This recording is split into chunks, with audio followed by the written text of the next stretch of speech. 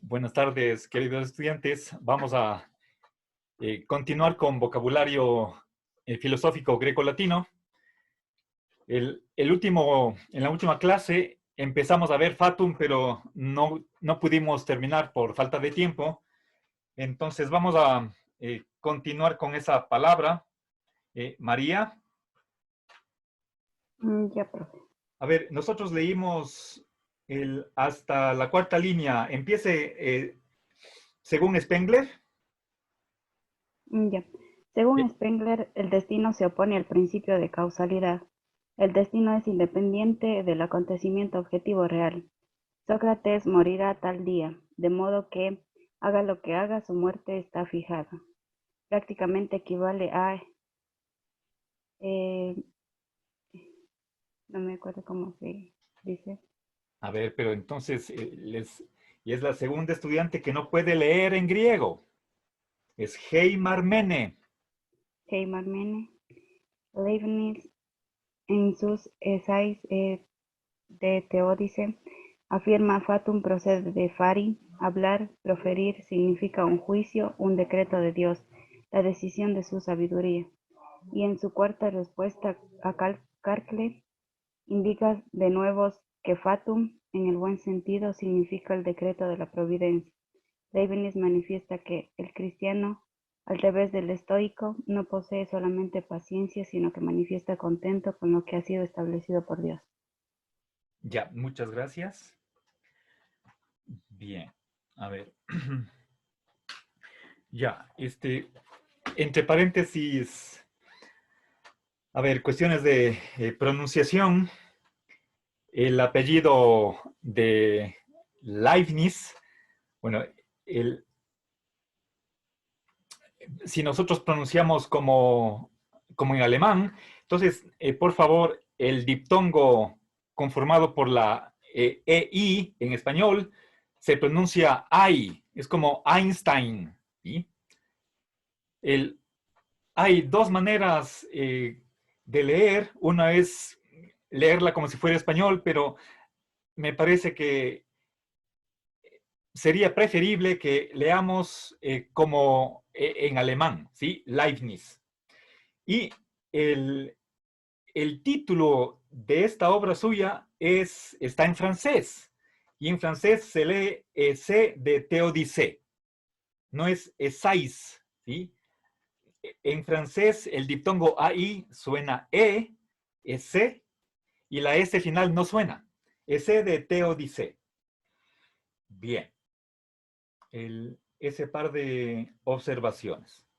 A ver, veo que les está fallando la lectura en griego. Tendré que tomarles una lección sobre eso. ¿Sí? A ver, entonces, prepárense, por favor. Les mandé una tarea para que ustedes se aprendan la pronunciación de las palabras. El, no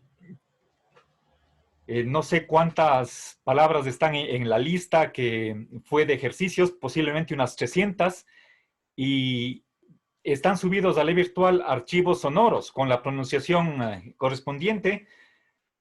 Una de las tareas que ustedes hicieron en el primer bimestre era aprenderse el significado de esas, perdón, la lectura, la pronunciación de esas palabras, pero estoy constatando que les está fallando. Tendré que hacer un correctivo al respecto. Bueno, entonces, voy a explicar esto, ¿sí? A ver,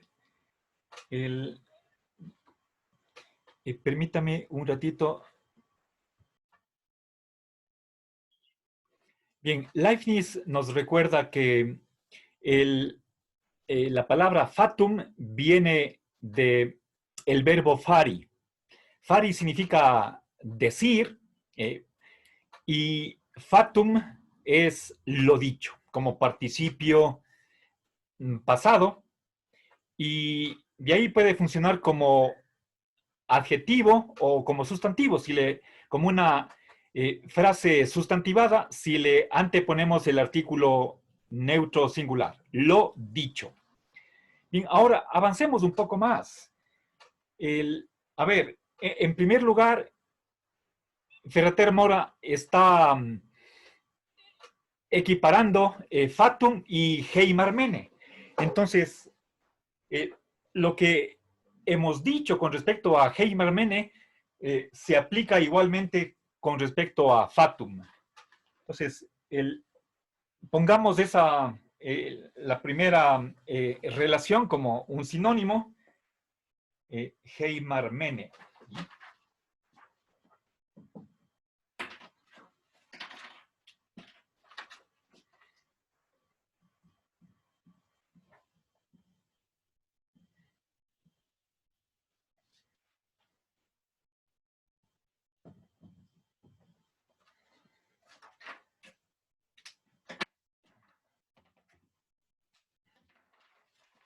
Bien.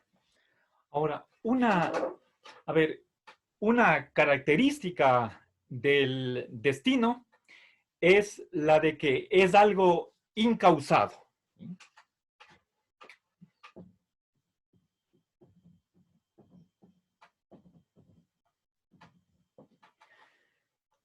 Incausado, es decir, si es que existe el destino, entonces no tiene causa. ¿Sí?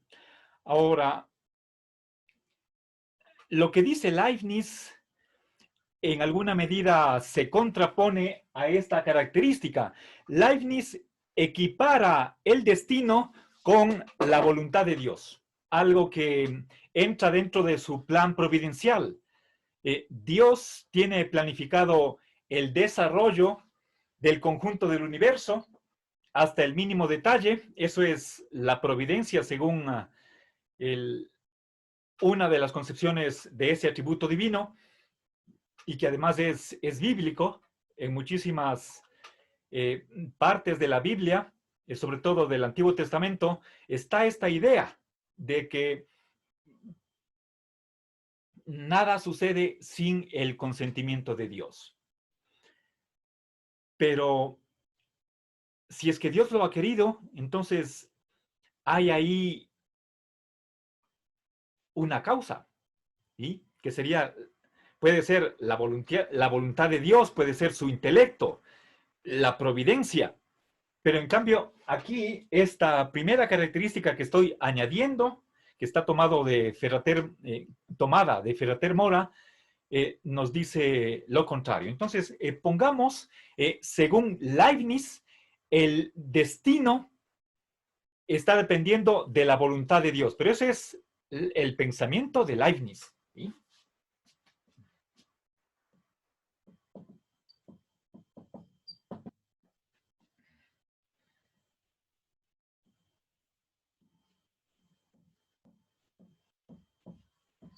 ¿Sí? El, el destino, lo que sucede por destino, está querido por Dios. ¿Sí? Bien, ahora pongamos un ejemplo para que quede bastante claro a qué nos estamos refiriendo con el destino. Para ello, recordemos una de las creencias de los griegos que está plasmada en la obra de Edipo Rey. No sé si alguien de ustedes conoce qué pasó con Edipo. Para ilustrar la cuestión del destino, según los griegos.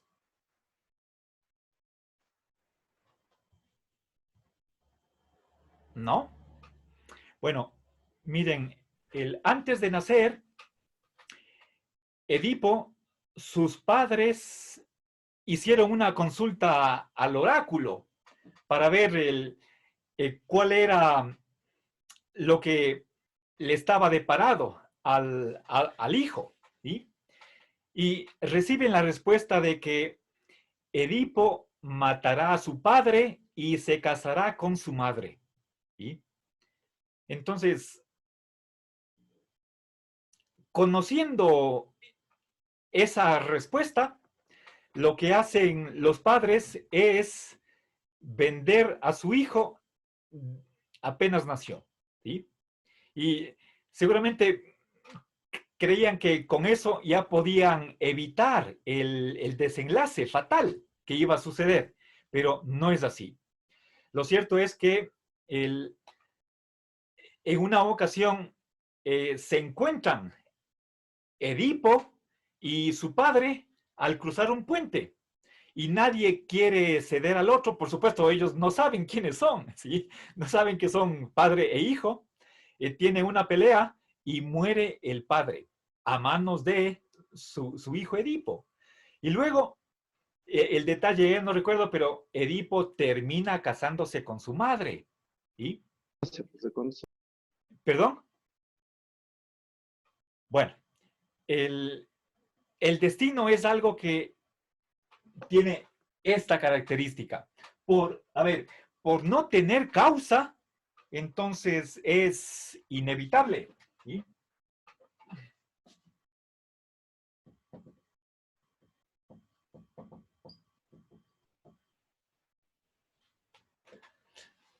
Alguien puede creer que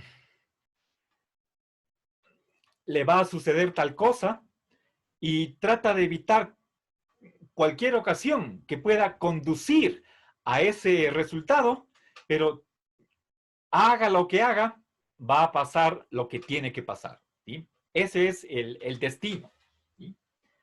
A ver, si quisiera graficar de alguna manera, podría ponerles aquí este es el desenlace y estamos acá. Esto es en el futuro. Si estamos acá, ¿cómo pasamos de aquí a acá? Hay varios caminos. ¿Sí? No importa por dónde hagamos, por dónde vayamos, a la final terminamos en eso que está destinado. ¿Sí? Bien, destinado puede ser por una fuerza impersonal que no tenga inteligencia. En el caso de Leibniz es diferente, pone a Dios en el origen del destino. Pero esa es su creencia, por eso pongo aquí este nombre, ¿sí? De que el destino depende de la voluntad divina. Bueno, obviamente permítanme reiterar, este pensamiento de Leibniz se opone a que el destino sea algo incausado, ¿sí? Posiblemente en ambos casos va a ser algo inevitable, pero en cambio, cuando hablamos de la voluntad de Dios, ella se convierte en la causa de ese suceso que tiene que suceder. En cambio, lo que la idea que caracteriza al pensamiento griego y seguramente también al romano posterior es de que el destino no tiene causa. Y de ahí, de que sea incausado, se sigue que no hay cómo evitarlo. Si es que fuera causado, entonces nosotros entramos en una cadena de relaciones entre causa y efecto. Si retiro un eslabón de esa cadena, ya estoy rompiendo esa inevitabilidad. Si es que algo dependiera de una causa, pero el destino no tiene causa y por lo tanto sucede porque sucede. Queramos o no, aceptemos o nos opongamos, no hay nada que hacer frente al destino. ¿Sí? Bueno, entonces esa es la idea. Y veamos ahora la doctrina del fatalismo.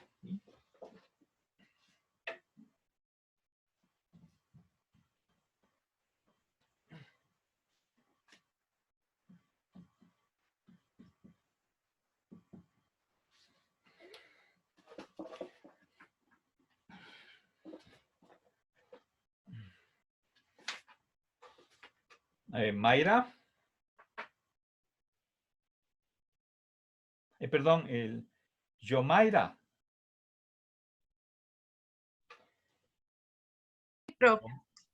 Yomaira. Sí. Lea, por favor. ¿Encontró? Fatalismo. Sí. En la 21. Correcto. Ya. Términos término se originó o difundió en Francia desde los principios del siglo XVIII. En muchos casos, el ser fatalista equivalía a ser ateo o de todos modos opuesto al teísmo dominante. Bueno, gracias. A ver, entonces, realmente esta definición no tiene continuidad con fatum, ¿sí? Él tendría que revisar. Bien, modifiquemos para que diga lo siguiente, ¿sí? Entonces, fíjense aquí, un fatalista simplemente equivale a un ateo, o si es que no llegamos a ese extremo, por lo menos alguien que se opone al teísmo, a la creencia de la existencia de Dios, de un Dios, ¿sí? Bien, pero eso está restringido para Francia del siglo XVIII, ¿sí? No nos sirve mucho esa definición y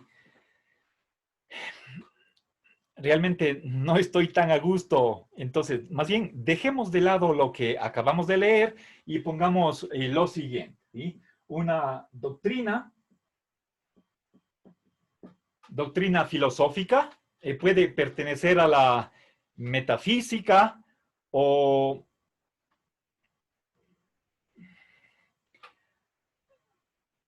podríamos decir tal vez a la antropología filosófica, puesto que tiene que ver con lo que suceda con la vida de los seres humanos, ¿sí? Pongamos doctrina filosófica. A ver, creo que voy a reescribir esta mala letra.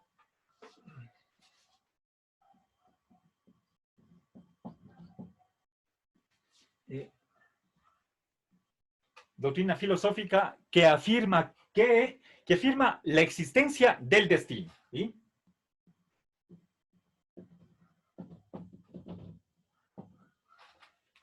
¿Y destino en qué sentido? Como fatum, ¿sí? Bien. A ver. Bien, eso simplemente, ¿sí? Ahora, avancemos. A ver, ahora veamos la doctrina del determinismo.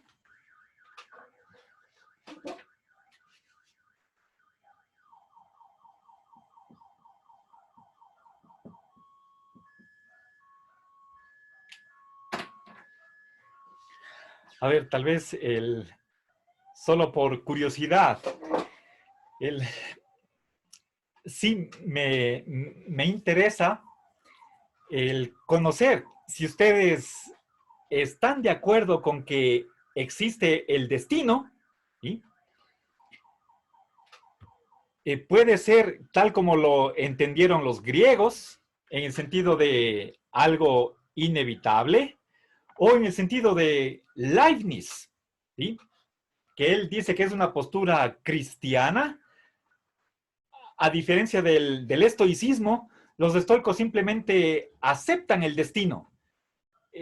Si es que algo va a suceder, quiera o no quiera, acepte o rechace, entonces más vale el tener resignación ante eso.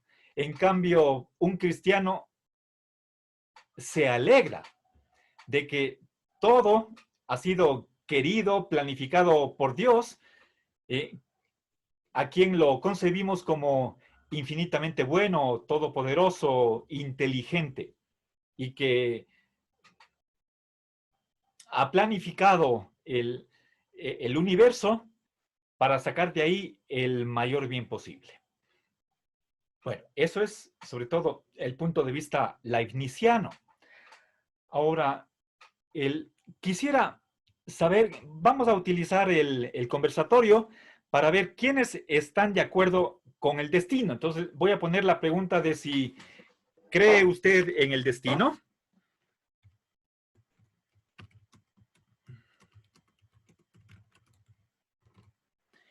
Y por favor, van a contestar solamente aquellos que sí creen en el destino. A ver, ¿cree usted en el destino? Ya. Primera opción, sí. Pongan simplemente yo, y vamos contando. ¿Sí?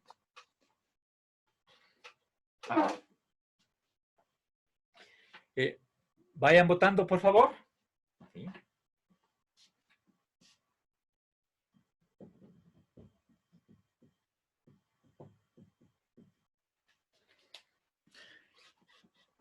A ver, y me ayudan a contar, por favor.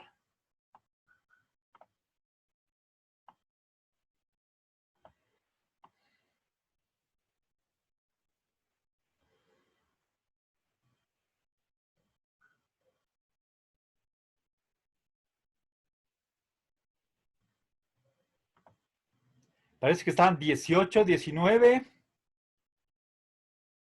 19. Cuento 19. Revisen, por favor, si está bien. Sí, profe. Ya. Ahora, voy a poner la segunda opción, los que están en contra.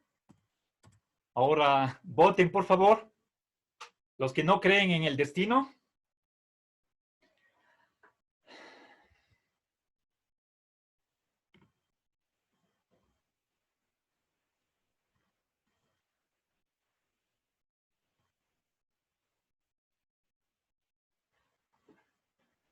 Bueno, 5. Son 5. Ya, total 24. Gracias por participar. Y hay 4 indecisos.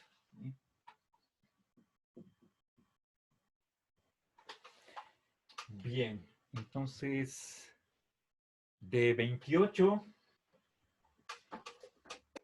hay más de la mitad, ¿sí? Tal vez un 60%. Ya, bueno. Es un tema importantísimo. Tranquilamente se podría hacer un Profe, trabajo ¿y de usted? graduación con esta temática. ¿Sí? Podríamos comparar, por ejemplo, Santo Tomás con Leibniz o concentrarnos simplemente en Leibniz. Como nosotros tenemos ahí los ensayos de Teodicea. Está en la biblioteca y seguramente podríamos conseguir en internet, supongo. Bueno, muchas gracias. Ahora pasemos a el Profe, determinismo. ¿cree en el destino? ¿Perdón? A ver, yo, si es que tiene esta característica de incausado, no. ¿Usted cree en el destino? O sea, Pero les digo, estoy respondiendo. Si es que el destino es algo incausado, entonces mi respuesta es no, porque viola el principio de causalidad, que precisamente es uno de los componentes del determinismo. ¿Sí?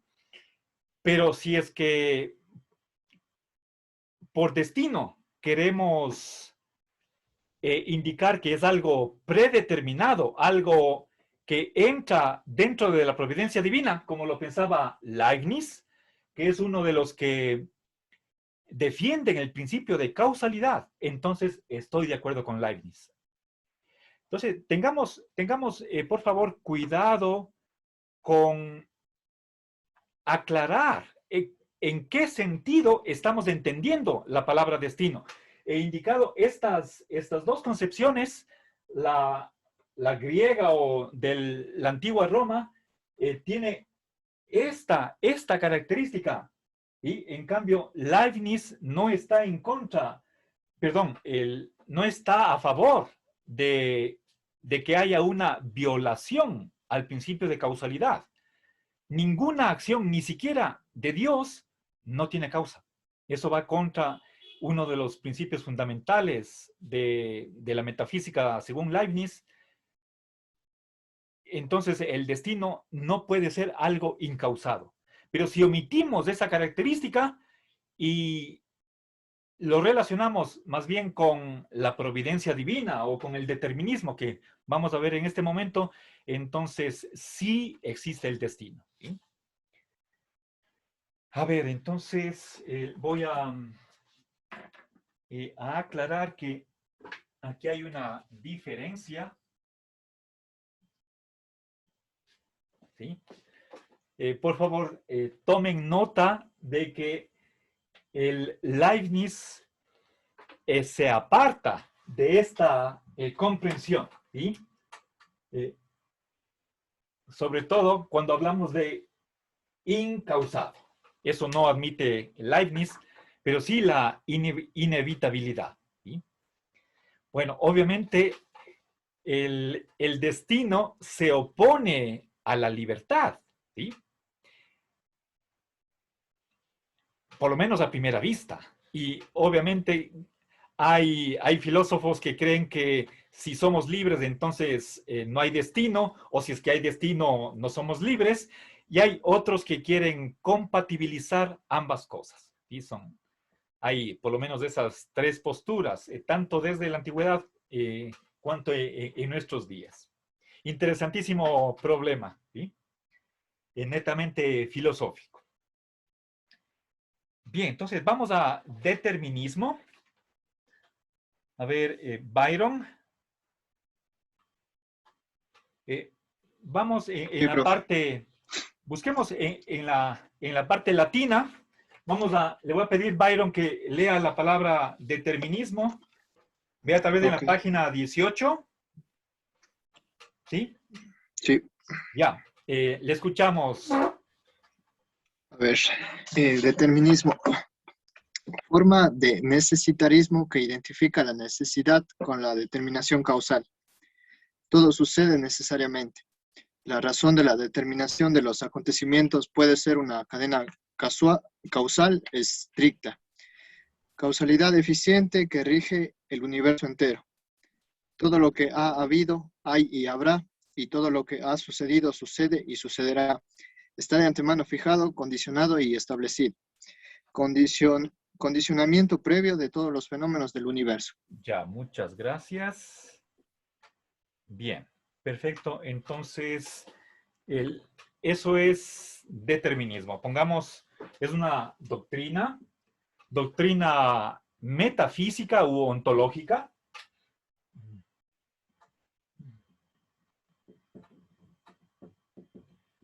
Fíjense cómo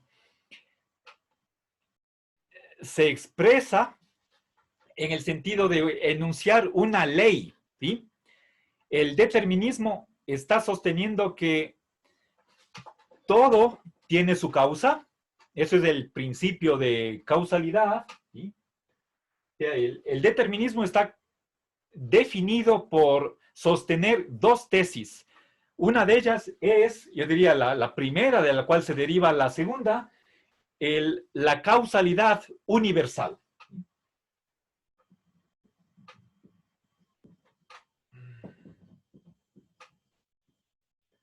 Y todo, absolutamente todo tiene su causa, ¿sí? Todo sucede debido a una causa, ¿sí? Y en segundo lugar, todo sucede necesariamente. Eso es el necesitarismo.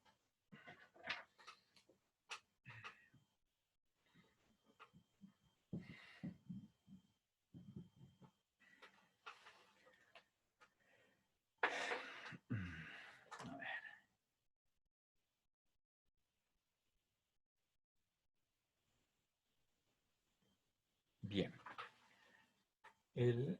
Fíjense, que todo suceda necesariamente significa que sucede y no puede suceder de otra manera. Es decir, por una parte se afirma que algo es de una determinada manera, pero que es imposible que sea de otra manera. Eso es necesitarismo, se opone a la contingencia, a que puede ser, que puede no ser. Eso es lo contrario de la necesidad, ¿sí? Ahora, ¿de dónde viene la necesidad? De la causa, ¿sí? Hay un famoso adagio que dice, puesta la causa, de ahí se sigue necesariamente el efecto, ¿sí? Entonces,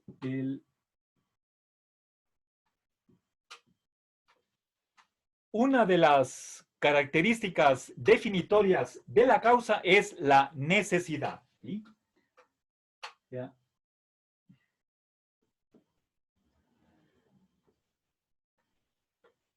Por ejemplo, si es que apago el interruptor de la luz, se apaga el foco. ¿Sí?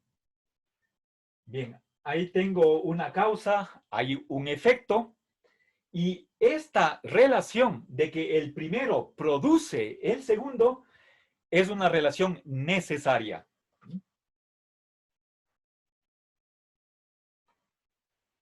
Entonces, la necesidad es parte de la causalidad. De modo que esta segunda característica del determinismo filosófico es una consecuencia de la noción de causa. ¿Sí? Si todo está causado, si absolutamente todo, ¿sí? Por eso digo universal, no puede haber una excepción. Si hubiera una excepción, entonces ahí caemos en el fatalismo, en que hay por lo menos un suceso que sea incausado.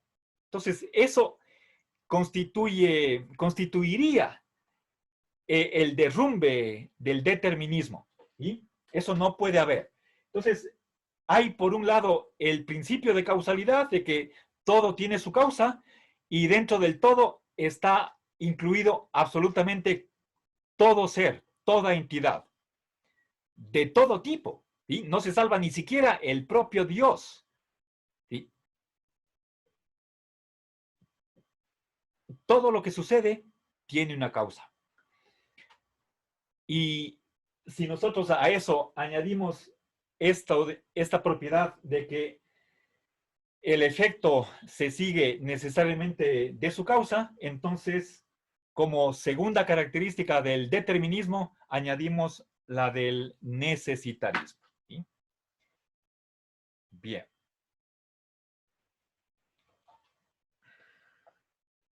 Ahora, lo contrario del determinismo es el libre arbitrio. ¿Sí? Para esa idea, el concepto de libre arbitrio, tenemos una expresión en latín, vamos, es el liberum arbitrium. ¿Sí? A ver, Yomaira.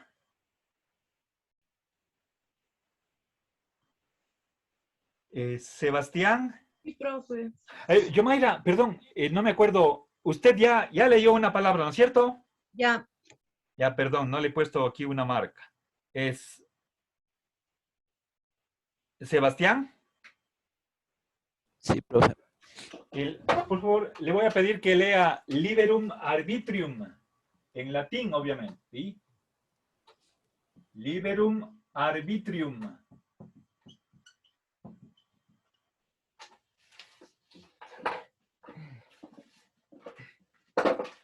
A ver, vamos a la letra L. Ya, libre albedrío. ¿Sí? A ver, un ratito. Libre albedrío.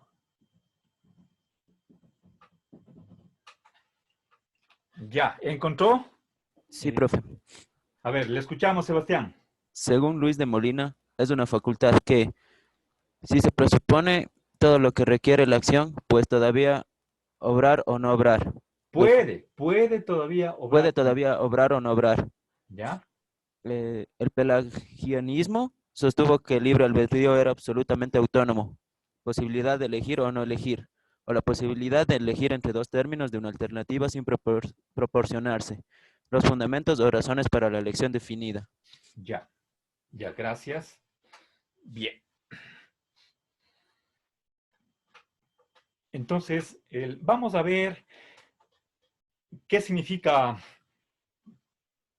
esta expresión. ¿Sí?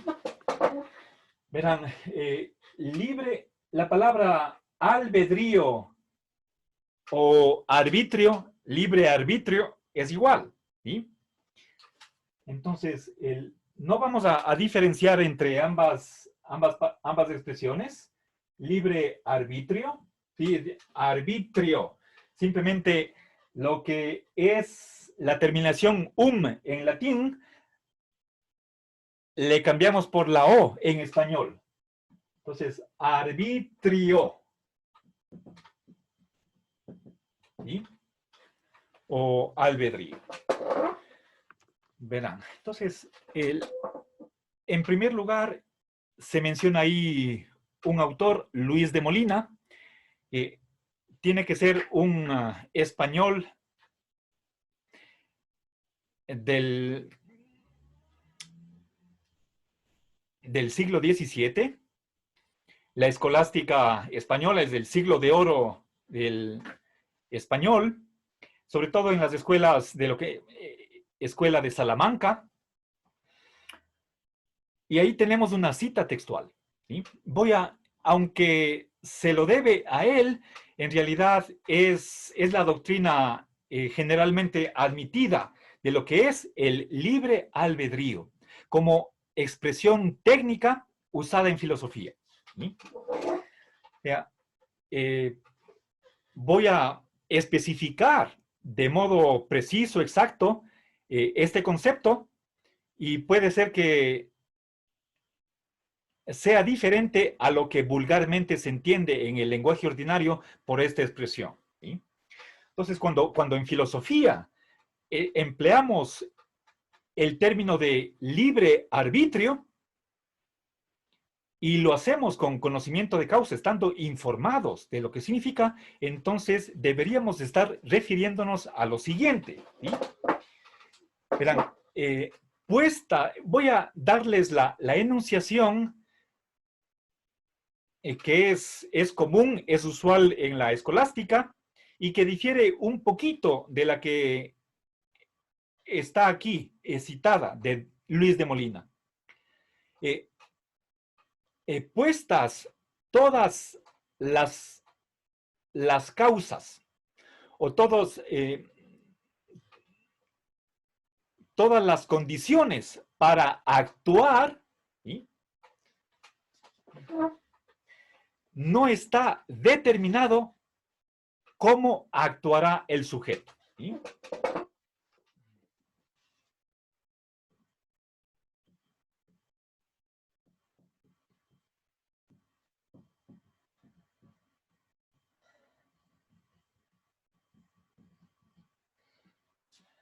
A ver, las causas tanto internas como externas, ¿sí? Está indeterminado cómo actuará el sujeto, ¿sí?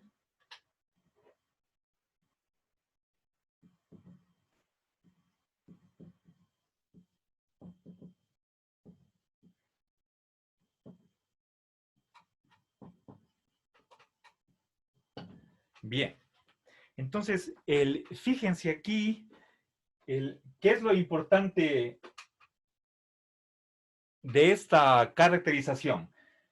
Por una parte, estamos hablando de causas, ¿sí? O en vez de causas podríamos poner las circunstancias, las condiciones, ¿sí? Y en segundo lugar, la negación de la determinación. Está indeterminado, ¿sí? No está determinado, por lo tanto se opone al determinismo, ¿sí? No está causado, ¿sí? No hay una causa para la acción del sujeto, ¿sí? A ver, fíjense, pongamos, tenemos la voluntad y de ahí se sigue una acción, ¿sí? Pensemos en cosas triviales, como podría ser, por ejemplo, ¿qué prenda de vestir me he puesto el día de hoy? Y este rato estoy puesto una chompa ploma y podría haber sido de otro color y podría ser una capucha. O simplemente podría estar en camiseta sin la chompa. ¿Sí? Ahora, esa es una acción. ¿Cómo me visto? Ahora, se supone que, en primer lugar, de modo directo e inmediato, esa acción está dependiendo de la voluntad. Ahora, es decir, aquí hay una relación de causa a efecto. Ahora, preguntémonos, ¿y por qué la voluntad tiene ese deseo, esa decisión de hacer algo? ¿Sí? ¿Cuál es la causa de la voluntad? Entonces, decimos, los librearbitristas dicen que esta voluntad es totalmente libre, es decir, no está determinado por absolutamente nada, ni interno ni externo al sujeto. No hay nada dentro del sujeto, como podría ser su intelecto, su razón, su estilo de vida, su carácter, su personalidad, sus intereses, ¿sí? Sus costumbres. Nada de eso están forzando a la voluntad para que actúe en una determinada dirección. Entonces, no hay causa. Esta voluntad es totalmente espontánea. La voluntad es causa de sí misma. No hay nada fuera de la voluntad que sea la causa de que ella elija actuar o no actuar. Y eso es la concepción del libre albedrío. Es una concepción que deja o que convierte a la voluntad en absolutamente libre. ¿Sí? Obviamente, el libre albedrío es una concepción de la libertad, pero indeterminista. ¿Sí? Es decir, la voluntad no se rige por nada. Si nosotros quisiéramos explicar por qué la voluntad tomó una decisión en vez de otra, no hay que buscar razones, no hay causa para eso. ¿Sí? Entonces, los librearbitristas están de acuerdo con esto de que hay acciones que son incausadas. ¿Sí? O si es que queremos utilizar la noción de causa, los librearbitristas suelen decir que la voluntad es causa de sí misma. No otra cosa, sino ella misma. Lo cual es una manera de simplemente conceder, ya, si tiene una causa será ella misma, pero en realidad, en sentido estricto, la causa suele ser diferente del efecto, entonces no hay causa. ¿Sí? Bien. Pongamos un ejemplo. ¿Sí? Supongamos que una persona durante toda su vida adulta tiene la costumbre de levantarse a las 6 de la mañana. Pase lo que pase, ¿sí? Independientemente de a qué hora se acostó, si está oscuro, si está frío, a las 6 está en pie. Esa es su costumbre. Ahora, ¿podemos nosotros decir que el día de mañana también se levantará a las 6? No, puede ser la primera vez que no lo haga. Los librearbitristas dirán que no hay cómo predecir. ¿Sí? No puedo adelantarme.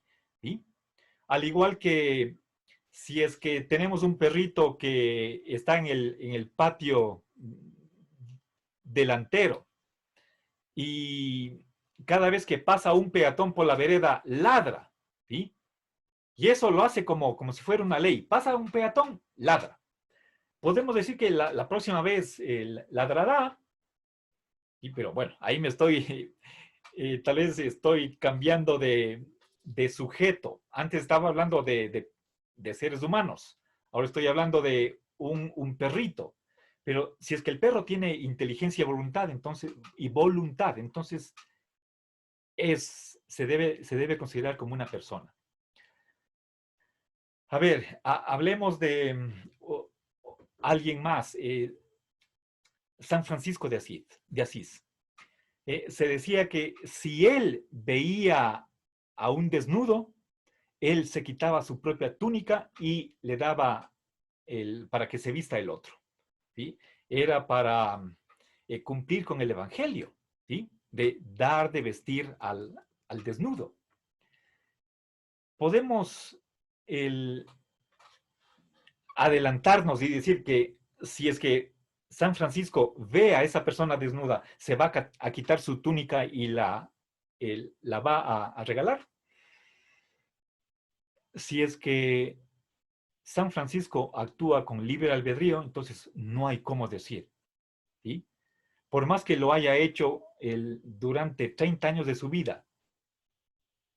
De ahí, según el libre arbitrismo, no podemos nosotros deducir que esta vez también hará lo mismo, ¿sí? Entonces, la voluntad no está determinada por nada, ni interior ni exterior, ¿sí?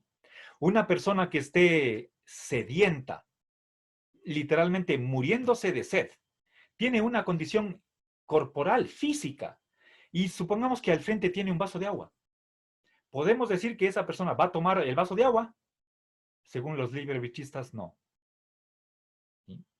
Puede ser que prefiera morirse antes que tomar el vaso de agua. Entonces, la voluntad no está determinada por absolutamente nada, ¿sí? Eso es puestas todas las causas, tanto internas como externas, no está determinado cómo actuará. Aquí hay una tilde, por favor. Es un cómo interrogativo. O no está determinado, bueno, no, perdón, no es interrogativo.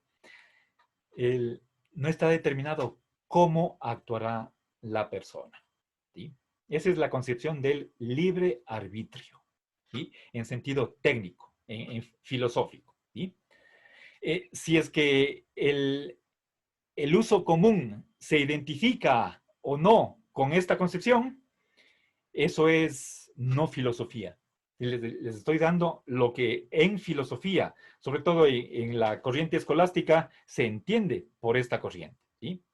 Cuando contemporáneamente algún filósofo utiliza el término libre arbitrio, entonces se está oponiendo al determinismo, ¿sí? Por lo tanto, está aquí.